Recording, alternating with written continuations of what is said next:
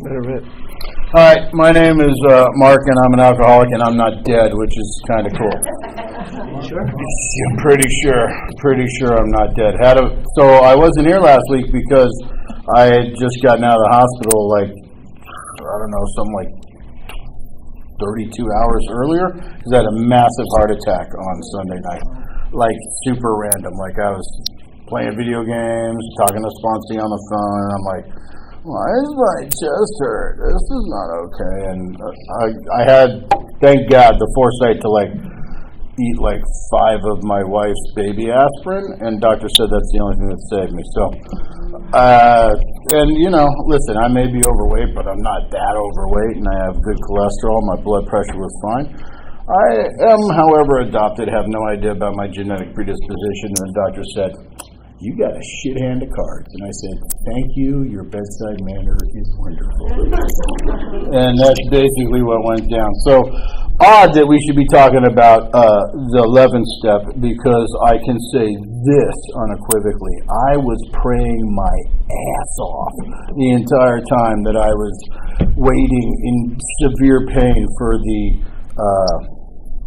ambulance to come, and the lady stayed on the phone with me, and I was like, do you mind if I pray? And she's like, nah, go ahead. And I'm like, all right, cool. I just was blithering like an idiot. I don't even know what was happening.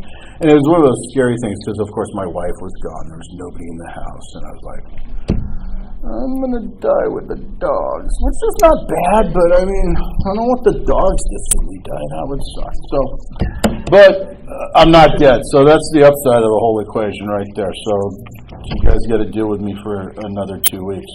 Then it'd be like I'm dead, because I won't be here anymore. Just saying. So let's talk about step 11. And so I'm going to read a little bit in the big book, right? And it's on page 85 where it starts, and it starts oddly enough at the very bottom of the page, which says step 11 suggests prayer and meditation. But before we do that, I'd like to say one of my favorite prayers. And I'm kind of going off script a little bit here. So there's going to be some information tonight, which I'm going to share with you, which comes from my other background, which is theological in nature. And I'm going to talk about some theological constructs as well as some neuroscience, which is a big thing for me as well. And especially when it comes to prayer and meditation, I think that it's hugely important to understand these concepts and even their practicality, right? And you can draw your own conclusions, and if you don't like what I say, tough shit, talk to your sponsor. Other than that, any opinions you want. I'm going to open with Thomas Merton prayer because it's a great prayer, right? It's one of my favorite prayers. I got it on my phone. Let's see if I can read it. It says, my Lord God, I have no idea where I'm going.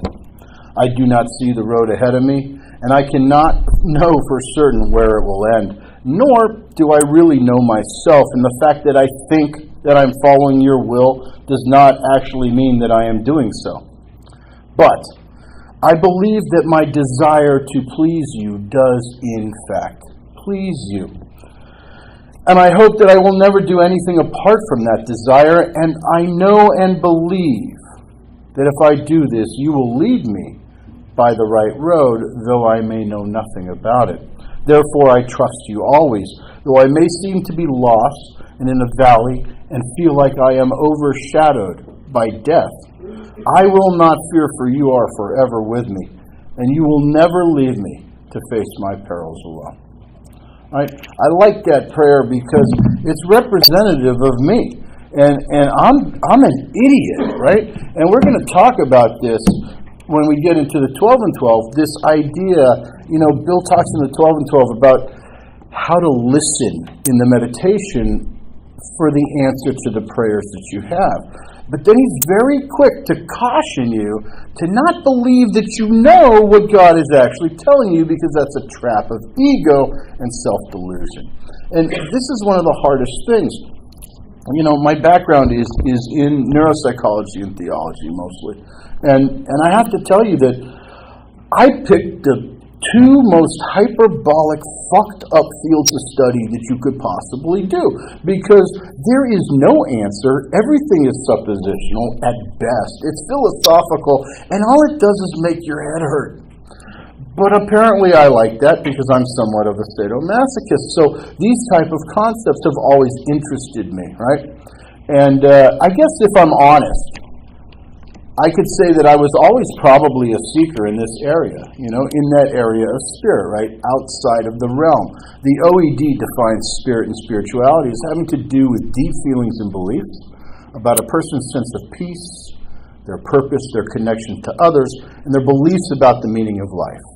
And then it says, at times these can be religious in nature, though they don't always have to. I have a friend who started a treatment center in Pittsburgh, Pennsylvania, about 35 years ago. It's called Gateways, and he's this little Hasidic Jewish guy who's a psychiatrist and a dope fiend and a rabbi, and his name is Dr. Abraham Tursky, right? It's Rabbi Tursky, and he's a solid cat, and he's so funny because he wears the complete Hasidic garb, like the black long coat and the whole thing, and the white shirt, and the big beard, and the payas, and the yarmulke, and the whole thing. But he always wears like a Snoopy or Peanuts tie because he's a weirdo. And he always opens his lectures like this because he lectures a lot. He's a prolific writer as well. And he always says that you do not have to be religious to be spiritual. The truth, however, is that when you travel a spiritual path, you're going to have existential questions that arise that can only be answered by religious ideas. Because the religion is the discipline of the debate of that idea. When we talk about theology, we talk about the study of the idea of God. And the reason I love it and it frustrates me is because I have to know that when I speak of these things, prayer, theology, divinity, I, by my mere utterance of those words, diminish the value of those concepts, right? I have to lower them to speak of them because I'm a monkey meat sack who likes to drink tequila. So, really erudite contemplation is a bit beyond my capacity. So, I'm going to say that we're going to talk about this in my lower ability. This is where I can feel the truth. And remember, I said when we first started this that I try not to share opinions, and I'm not going to. I'm just going to share my experiential reality with this, which means that it is empirically true for me, though maybe not for you. Right? But I urge you all to look and seek and seek and seek. And, if I'm honest, that's probably why I like getting high and drunk so much. Because I always saw it. My father was a Orthodox Jewish Holocaust survivor, and when I asked him why we did it, his response was, "'Cause it says so." I wanted to choke him, right? It's such a shitty answer. Tell me something more. It's only after I got sober, after I reconciled, and after he passed away, did I understand the true disciplined nature of that level of spirituality. To accept a severe discipline theologically on yourself just on the premise of it says so was something I could never reach, right? I always needed to know why. I was a show me state, right? That's why I got in all the trouble, right? So let's look quick at this on page 85. At the bottom it says, Step 11 suggests prayer and meditation. And we shouldn't be shy on this matter of prayer because better men than we are using it constantly. It works, right? If we have the proper attitude and work at it. It works if you work it, right? It is directly proportional to the amount of effort that I put in, right? Prayer and meditation are directly proportional, right, to the amount of prayer I put in. There's a lot of weird, bless you. No problem. There's a lot of weird proportionalities in recovery. It's strange. There's a lot of direct proportions and inverse proportions, right? I love getting drunk this much, which means that my dissatisfaction with reality is inversely proportionate to that, which means I love getting drunk this much, and I hate being sober this much. And when I'm loaded, I really fucking hate being sober twice as much, right? It's inversely proportional. But then there's other inverse proportionalities that are good, like my expectations are inversely proportional to my serenity. If I want more serenity, I minimize my, right? So that's and there's a lot of these things, and they're all based on how I'm working towards a perspective. Because remember, we started this all discussion at the beginning with Appendix 2, right? The definition of a spiritual awakening, right? I have had a profound alteration in my reaction to life, and that change could not have happened by myself alone. Which means nothing changed in my world. The way I perceive it and then react to it has changed.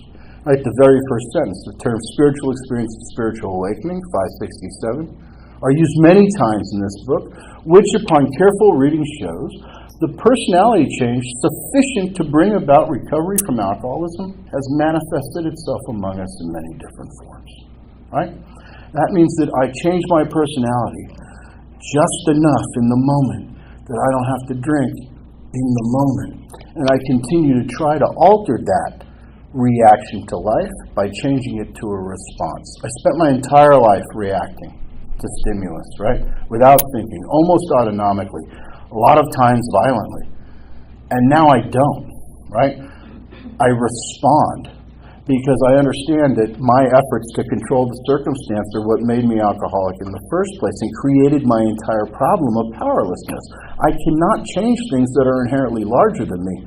I can only alter the way I react to it, right? It's the beauty of the steps. They all cycle together. Oh, by the way, step 11 is my favorite step. So I throw that in there. And this morning I did tradition 12, kind of an important one. It's so funny. Let me mention tradition 12. I know we're like out of sync, but I should mention this. Tradition 12 is interesting, right? It says that we place principles before personalities, not instead of. Okay? Like, I have never met an alcoholic that doesn't have an outrageous personality. And in this room, everyone here has a crazy, outrageous personality. But for the sake of betterment of all of us in our own reflective self-healing, we sublimate that personality under the principle of how we bring it to the table. That's awesome. Because I always thought that the 12th tradition was to protect me as a member of Alcoholics Anonymous from the outside world. That's not, listen, if you're honest, if I'm honest, the outside world has always kind of need protection from me. Because I was not a nice human being, right? And let's be frank, I was a bad man, and they kind of needed protection from me.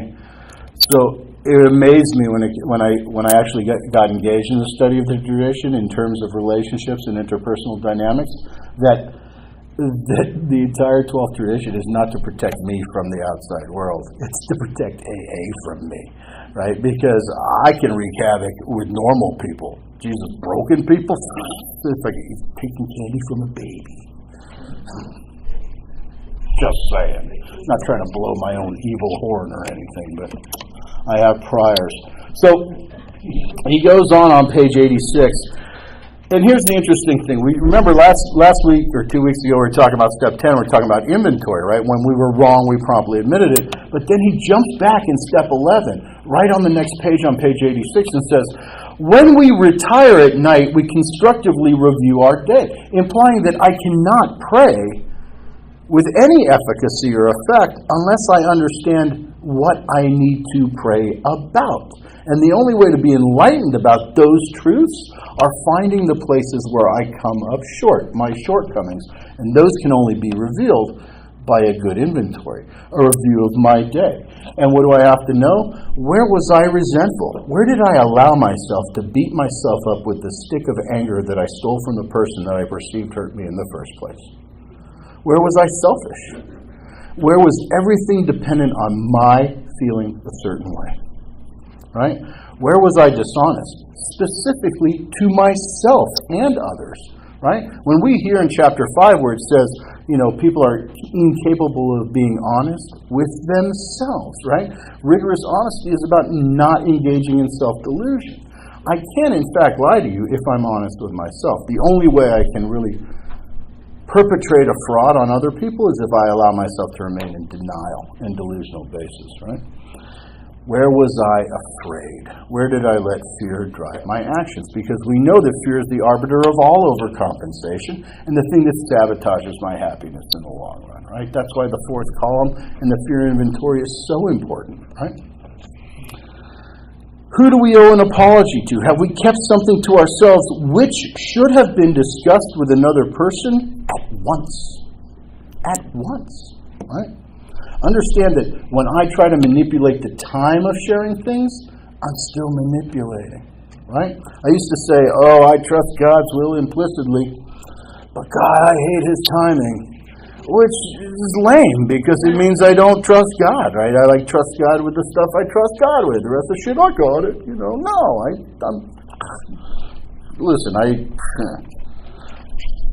in the last week, I thought I was pretty spiritual, but trust me, a couple close brushes with death. This is one of I think this is only the second or third one I've had in sobriety. I had a lot of them when I was getting loaded, so I don't really remember them as much. But I had a few here, like a couple motorcycle wrecks and some other kind of stuff. But this one was super random. I wasn't even doing anything. I wasn't riding my motorcycle at 100 miles an hour, right? I've done that before. And then, when I wreck, I'm like, maybe I shouldn't have been going so fast. I didn't know that, it's against God's law to play Lara Croft Tomb Raider on a Saturday afternoon. It's my day off. I don't know, right?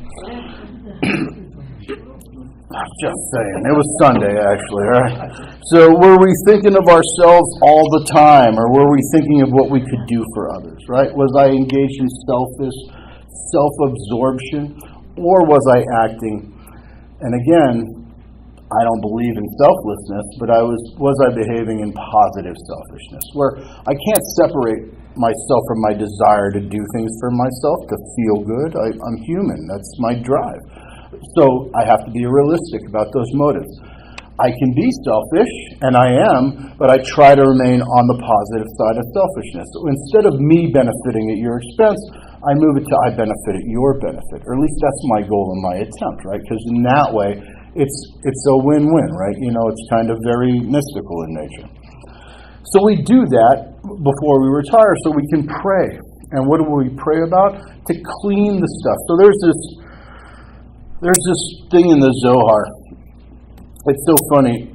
We were having this text exchange about this little Jewish prayer in the morning. You learn it when you're a tiny child, right? What's it called? Modani. That's right, Modani. Modani lefanecha melech v'kayam shechazarta bi nishmati v'chemla rabba amunetecha. Which means, I am super grateful to you, God, for returning my soul to me, right, in the morning. And then the last line says, what does it say? Your trust. But your faithfulness. Your faithfulness, emuna, right? It says, so you compliment God on His faithfulness. In what? Well, having the faith that I'm not going to fuck the soul up for another day, for giving it back to me. I'm grateful that the universe has enough faith in me to allow me to live another day.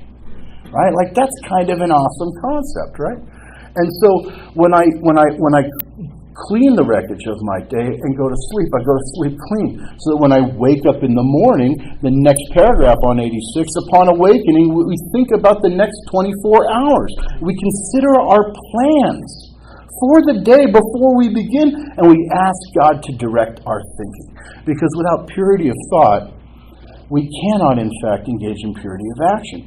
Now remember, initially, we're talking about step 11. What was the promise of step 10?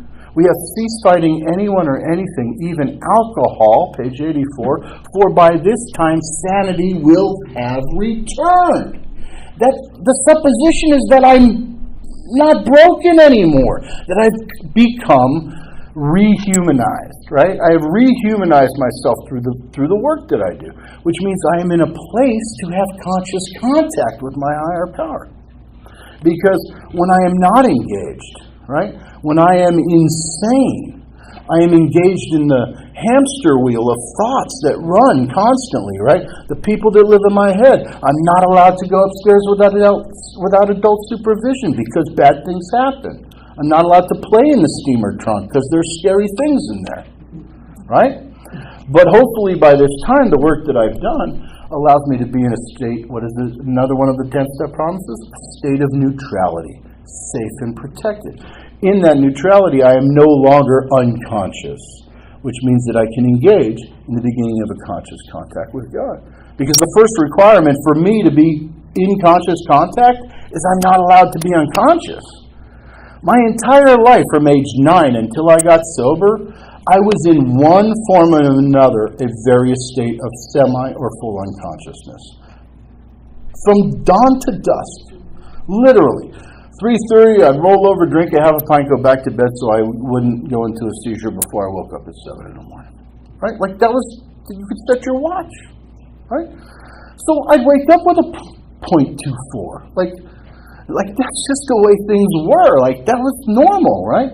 So my entire life, which seemed conscious, was not even conscious, right? And then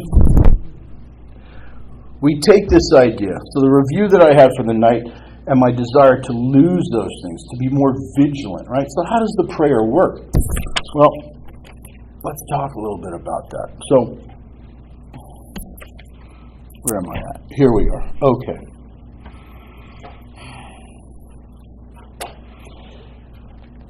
We inventory at night so that I can review. When I pray for, say, patience and tolerance, the inevitability is that I probably get stuck behind a school bus on a one-lane road. It just happens that way. And it's not because, like, some magical, old guy with a giant beard who smokes the shit out of people and lives up in the sky is like, you praying for patience, put him behind the school bus. Like, that doesn't happen, right? What happens is because I become hyper-vigilant and hyper-aware of my lack of patience and tolerance, the situation that I would have ignored completely because I would have been completely self-absorbed and just listening to music, sitting in the car, wouldn't even know the school bus was there, is now different because I made myself aware, I'm behind a goddamn school bus! Which means I put myself in a position where I have to practice those principles so that I can overcome it. Right? It's like listen, my life was a self-fulfilling prophecy of shit up until I got sober. Now it's the same thing, only it becomes self-fulfilling prophecy of good. And we know this neurologically. One of the major factors that we consider when we talk about prayer, guys like Barthwell from ASAM and Preisner from UC San Francisco in the neurology department, they talk about this idea of neuro-linguistic programming, self-induced NLP. That when I say things over and over and over out loud, I create long strings of polypeptide chains, amino acids that go through my brain and cut new grooves and new pathways, which make me more effective in what I want.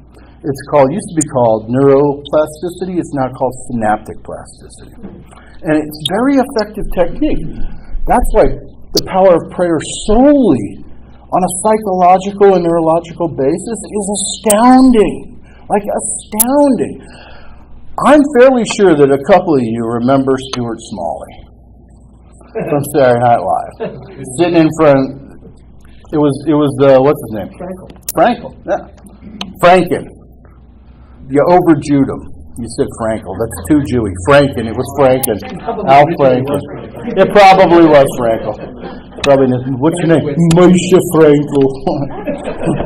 We'll call you Al Franken. Okay, I'm good with that.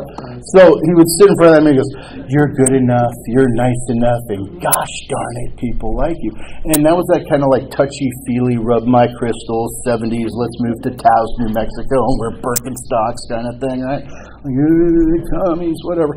But it, as funny as it was, it had a great deal of efficacy, and we didn't really know because we didn't have the capacity to quantify it like we do today, right? And now we do. PET scans, active CAT scans, the neurology is astounding. When I say things positive to myself over and over, I create a real pathology where those things become veritas. They are truth for me. Right? And the more that I believe it, the more I act accordingly. And the more I act accordingly, the little voice that tells me I am shitty loses its power. Right? I can pray on a certain level to my higher self neurologically. It has taken me years of drinking and thinking I was a piece of shit to destroy my life. It took me substantially less time, in a fairly rapid way, to talk myself into thinking I was a top child of God. Right? It's highly effective. And the science backs it up. And we know what happens with prayer and meditation, right? So I'm going to give you a little science lecture if you're okay for it. No? Okay, we'll move it. Yes? Is that a yes?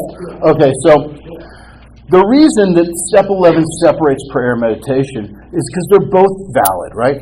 Show of hands. Who here prays? Awesome. Great. Everybody in the room. Who here prays out loud? Okay, that's only about half of you. So the ones of you that think you're praying and not praying out loud, I'm not going to shit on you. You're awesome people. You're just not praying. You're meditating. Which is not bad. It's awesome. It's just not prayer. Traditionally, theologically, liturgically, prayer has always been vocalized and meditation has always been contemplative. Always. In every religion and organized philosophy on the planet, this is true. Whether it's Buddhist, Hindu, you read the Bhagavad Gita, you read the Zohar, it doesn't matter. It's a specific delineation. And what we know today is there's a reason.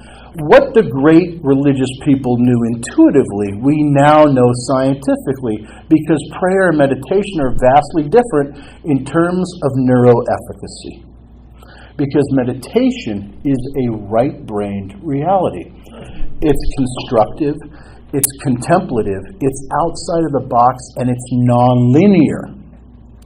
Right? And it creates a specific amino acid during that process. And prayer is inherently left-brained, which is linear and logical and very much forward, right? And not tangential, but very linear. And it creates its own amino acid development. What we now know is that through the process of prayer and meditation simultaneously, this is crazy. There's a little tiny window behind your prefrontal cortex. It's called the corpus callosum. It's tiny. It's a little thing, right? And when you do both of these things and you reach saturation levels, it opens and these chemicals start to blend. And what we know consistently is your ability to see a new understanding of an old idea occurs very high rates when the corpus callosum is open, right?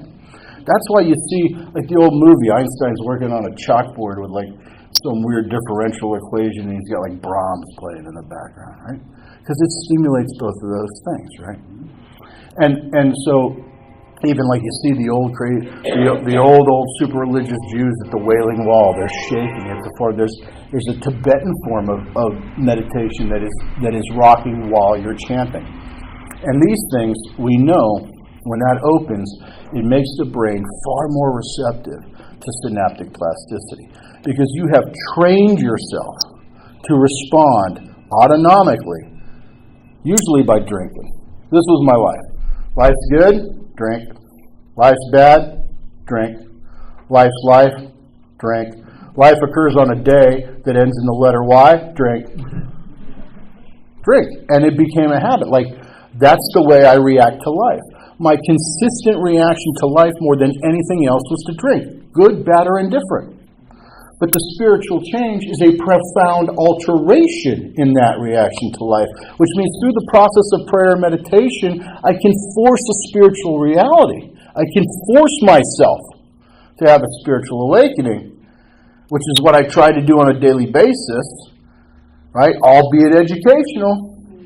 Because remember, if I had a white light come to Jesus moment, I wouldn't be here. I'd be at a Pentecostal church shaking a snake. Know that. Trying to get that thing again. Because, shit, I remember the first time I smoked weed. I tried to get that exact same feeling my entire life. I remember I was on my crappy job at Dave Sullivan Sporting Goods on Geary Boulevard in San Francisco. I smoked an entire joint and I was skating to work. I was like, this is like a dream. I want this all the time. I never got it once. Not once. Trust me, I tried. right? So I'm kind of glad I didn't have a white light spiritual experience, because I probably wouldn't be in an AA meeting. I'd probably be trying to have the Holy Spirit up in me. And not in that way. Don't get dirty. So I can do this thing, which actually creates this, we now know scientifically, and just without even approaching theology, we know there's a high degree of efficacy of prayer. And what is prayer? It's me vocalizing a contract, knowing that I know that I myself am a lazy man who won't do anything unless somebody harasses the shit out of me until I do it to shut them up. Doesn't mean that that person that's the harasser can't be myself. And if I pray continuously to get myself to do things that my default setting is to not do, then I do it. And then I have the result of doing it. The result becomes concretized in my reality, which proves the efficacy to me empirically as being true, which makes it true, which makes me want to do it again. Self-fulfilling prophecy of good. I'm no longer engaged in self-fulfilling prophecy of bad. So let's move on. Page 87. He says, as we go through the day, we pause. Okay, here. So let me just tell this really horribly lame joke. All right, you ready? One of my sponsees told me it. So if you get mad, I'll give you his phone number. Why do alcoholics have small hands? I don't know. Why? We pause when agitated. It's horrible, right? We pause. It's like little T-Rex. We pause when never mind. It sucks, right? We go through the day. We pause when agitated or doubtful, right? And ask for the right thought or the right action. Because remember, we always say act our way in the right thinking. I acted my way in the right thinking. The promise of the 10th step is that when I'm in that place of neutrality, when I'm sane again, now that right thinking becomes the arbiter of more positive action. I can't think my way into good shit initially, but down the line I can. And we're going to talk about it in 12 and 12 a little bit if we have time, because that's what Bill says.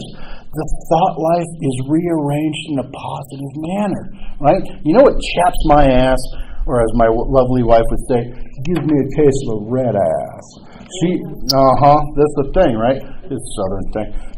What makes me nuts is when I walk into a meeting room and they got the think upside down. Really? Makes me crazy. Right?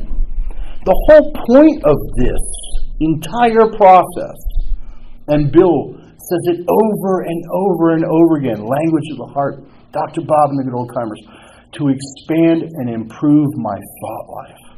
To expand and improve my thought life. If I act my way into right thinking, why do I have the stupid thing upside down after 2, 3, 5, 10, 20 years of sobriety? No. Right? And there's a way you're supposed to lay those out. I don't know if you guys know this. There's some super secret grad school shit, like secret handshake shit. You're supposed to lay them out in a certain way, right? Anybody know what it is? What are the signs? Those slogan signs. Do you know? He does it one day at a time. One day at a time.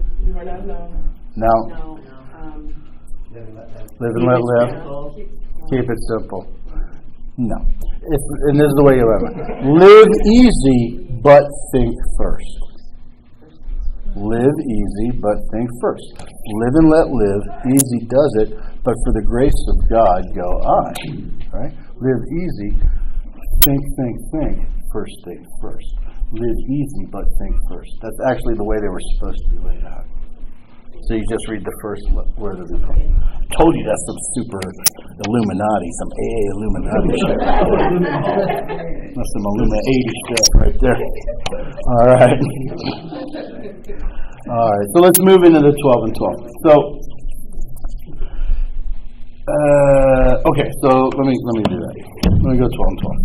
Because there's some stuff in here that like puts the pressure on me. Specifically, page 96 in the 12 and 12. Right? Stop through prayer and meditation. Both sides of my brain. Complete brain experience. Complete human experience. See, this is the beauty. The prefrontal cortex is in the middle, and then there's two hemispheres, and it covers both of them, right? And that's the part that I can contemplate and know I'm alive, and allows me to project into things that are beyond my capacity, right? I told you that we minimize divinity when we talk about it. Anybody know what the first line of the Bible is, the Old Testament? Genesis 1:1. Hit me. I know you know. Don't know.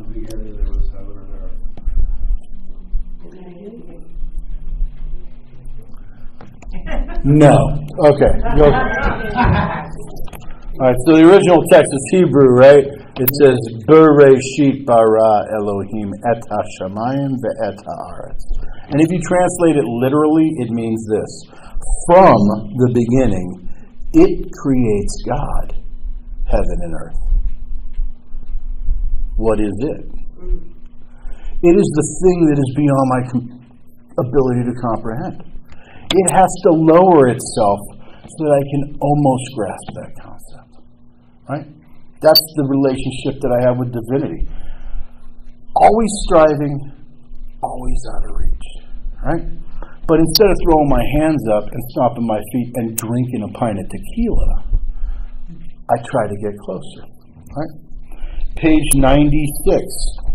To be sure, he talks about, he says, prayer and meditation are our principal means of conscious contact with God. Because I am conscious and I'm contemplative, which means I can have conscious contact because I'm not unconscious. We AAs are active folk, enjoying the satisfactions of dealing with the realities of life, usually for the first time in our lives, and strenuously trying to help the next alcoholic who comes along.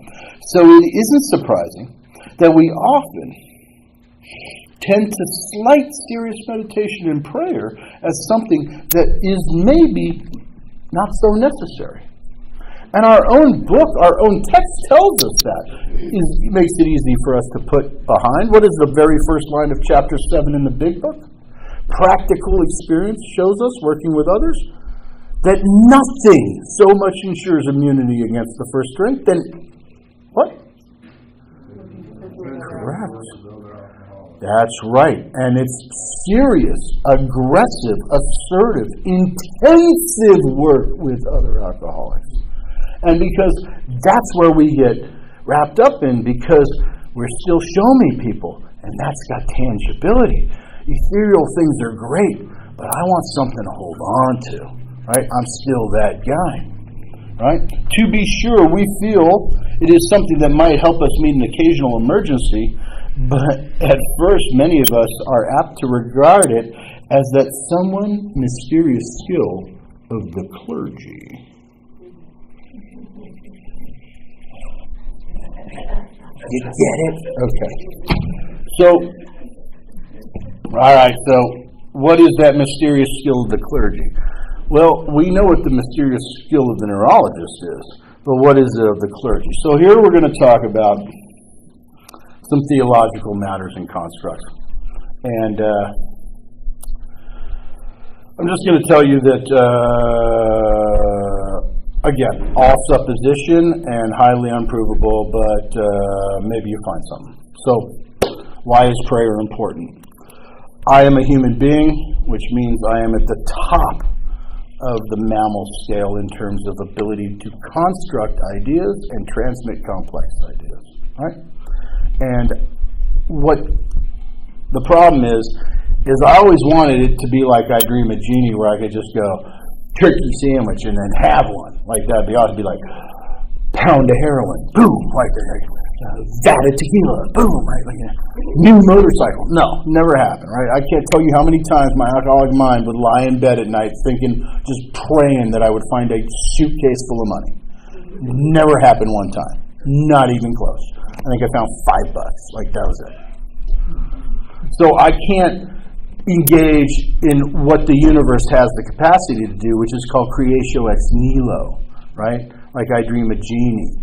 Something from nothing. Creation of something from nothing. I can't do that, right? I can't. That's only the purview of divinity. What I can do, however, is imitate that. And I have a unique ability to imitate that. So, Genesis 1:1, right? From the beginning, it created God, heaven and earth, 1:2. And the world was empty and without form, and water sat over the firmament. And God said, Let there be light. Let there be light. So how did God make light? By His word. He said it, correct. So even as a metaphor, divinity or the universe creates creation through vocalization. Can I take a lesson and create my reality through prayer by vocalizing that thing? I would hope that I could, theologically. And if you tend to lead towards scientific realities, trust me, how is the universe created according to science? Right. What? Big Bang. That's right, not the big shh. The big bang! That's cute. I gotta go to the bathroom. You need new drawers. All right, so that's even in science, sound precedes matter. The creation of matter occurs when it's precursed by science, by sound. That sound heralds the coming creation of reality. And if that's the way it works in science and that's the way it works in the Bible, then maybe it can work for me the same way. Maybe I can create my reality esoterically, spiritually, ethereally, by praying, by vocalizing the sound in the hope that the universe will aid in the creation of that reality. Right? That's the basic premise of all prayer theologically. We imitate divinity in our ability. I can tell you a story. When I said bang, did you jump? Was that real? I made that shit happen with my mind. These are not the droids you're looking for.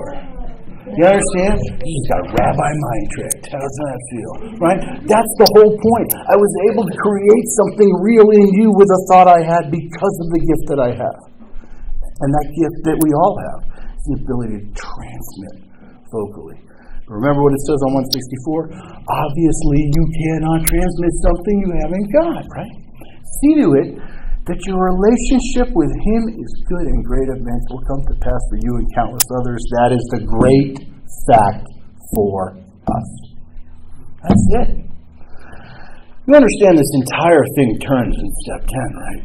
The presupposition is that I have come to a place of healing to be able to receive so that I can now give, right? I can receive cleanly, with grace and dignity, whatever, and turn around and do the exact same thing. I had a whole bunch of notes. We kind of got sidetracked. Mysterious skill of it. Spiritual. Oh, so let me just say one thing else.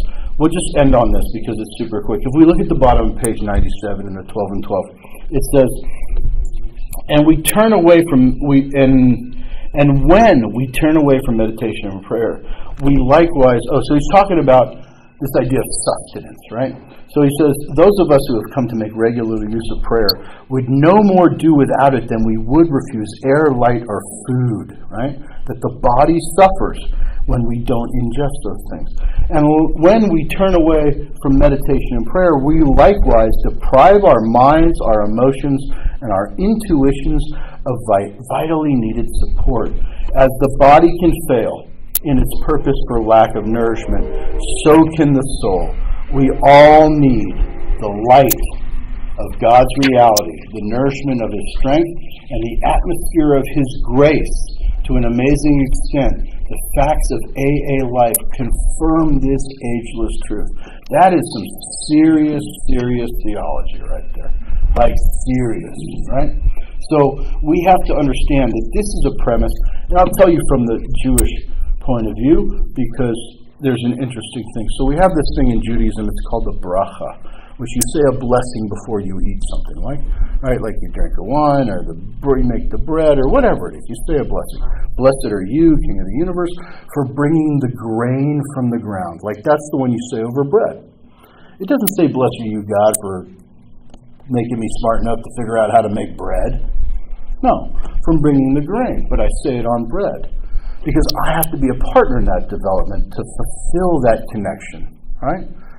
So why do I say that? Well, in the same way, if I ate raw bread dough, I would probably get ill. I have to cook that or bake it to make it fit for consumption. I have to try and integrate spirituality into my life. That has been my existential dilemma as a human being since day one. I want what I want it now, I want it viscerally, and I want it to feel good, and I don't give a shit who pays for it. Right?